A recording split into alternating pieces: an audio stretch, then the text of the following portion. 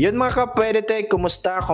At sa video ito, pag-usapan natin itong dalawang unit from Vivo at Realme. Ayun nga guys, Vivo Y100 4G at Realme 12 5G. Guys, parehong RAM at parehong internal storage ang gagawa natin ng comparison. So, yung kay Realme 12 5G, 8GB RAM, 256 internal storage with price na 14,999 at ito naman si Vivo Y100 8GB RAM 256 internal storage na merong presyo na 13,999. So lamang ng kaunti ng 1,000 pesos si Realme dito.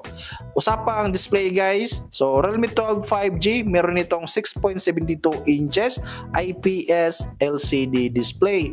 So Full HD ito guys, 1080p at 2400 pixels. So meron itong 120Hz screen refresh rate at 950 nits ang kanyang max brightness.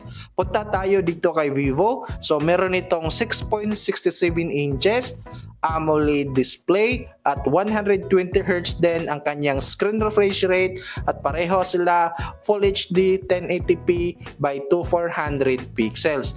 So lamang lang dito guys is yung kanyang max brightness is aabot ng 1800 nits.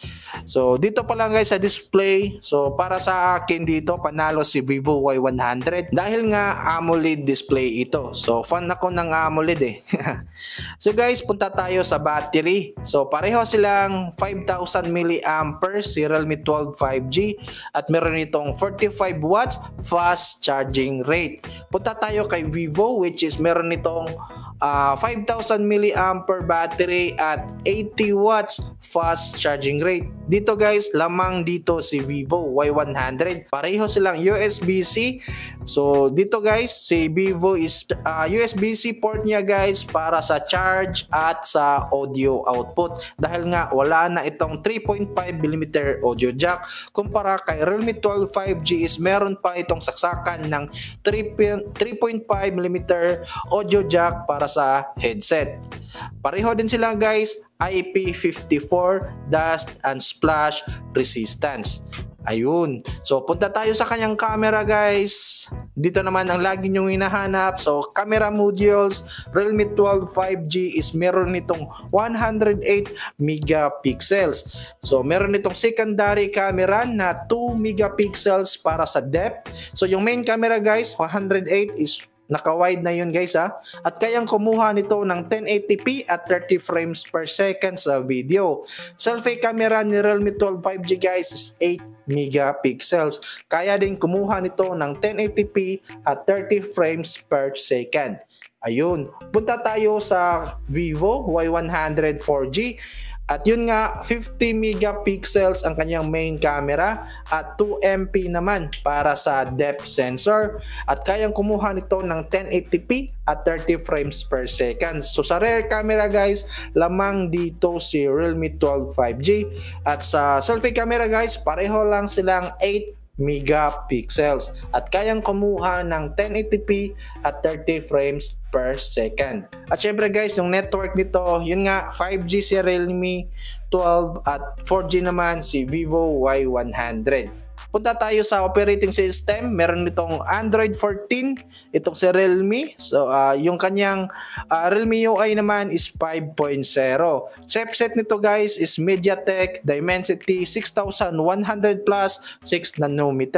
At syempre octa-core na rin ito. Punta tayo dito kay Vivo which is pareho silang Android 14, FunTouch 14 at yung kanyang chipset guys, Qualcomm Snapdragon 685 6nm which is napakatagal na ng chipset na to. So same octa-core din siya guys.